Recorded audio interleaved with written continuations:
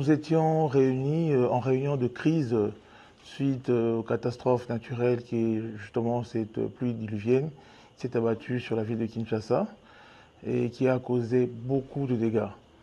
Donc nous sommes réunis autour du VPM, ministre de l'Intérieur, Sécurité, Décentralisation et Affaires coutumières, pour justement trouver des solutions face à la crise dont beaucoup de nos populations en sont victimes.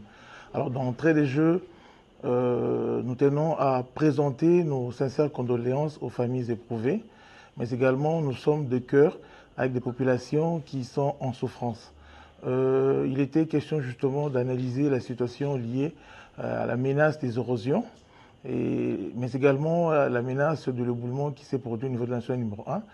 Les équipes étaient à pied d'œuvre, la circulation a été déjà rétablie à une bande, mais également les travaux se poursuivent et d'ici peu, la circulation va s'établir normalement même pour les camions poids lourds. Donc ça c'était le premier point. Nous tenons aussi à rassurer nos populations que les travaux s'effectuent aussi pour essayer de rétablir la situation de l'eau.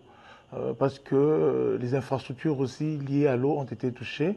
D'ici 2 à 3 jours, la situation sera rétablie et quelques communes sont touchées autour de 12 à 14.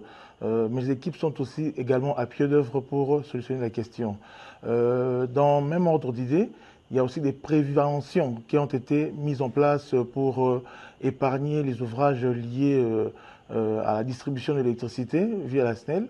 Les équipes sont à pied d'œuvre avec l'OVD pour essayer de maîtriser la situation. Quant à la ville de Kinshasa, sur sa voirie, les travaux de curage sont annoncés pour justement maîtriser les érosions liées à cela.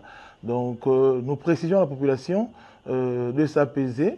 C'est justement des catastrophes naturelles, mais le gouvernement de la République, mais également toutes les institutions ici présentes et la ville de Kinshasa est à vos côtés pour vous permettre, dans les heures qui viennent, de rentrer dans des conditions de vie acceptables. Donc nous sommes à côté de vos problèmes et nous sommes là pour les solutionner. Les équipes sont à pied d'œuvre, mais plusieurs points ont été déjà aussi résolus, ça il faudra le signaler. Nous profitons de l'occasion aussi pour rappeler à nos populations qu'il est interdit de construire à des zones non aedificantes. C'est des zones qui sont frappées d'interdiction de construction. Vous voyez que nous avons perdu beaucoup de vies humaines parce que la population ne veut pas suivre la règle. Donc quand nous prêchons la norme, si nous suivons la norme, nous n'allons pas nous retrouver dans ces cas de catastrophes et de calamités. Donc les catastrophes sont naturelles, mais si néanmoins nous ne prenons pas le risque de se retrouver dans des espaces non aedificants, vous voyez, nous n'allons pas aussi trouver autant de pertes en vies humaines. Donc nous vous conseillons de commencer à vous organiser. Parce que le jour qui viendront, c'est l'État qui va se prendre en charge pour justement vous déloger, pour libérer des espaces non aedificants. Ce n'est pas à chaque endroit qu'on peut construire. Voilà, parce que nous n'avons pas suivi la norme, tout ce qui nous est arrivé. Donc nous vous conseillons et vous exhortons à commencer à vous organiser pour libérer les espaces non aedificants.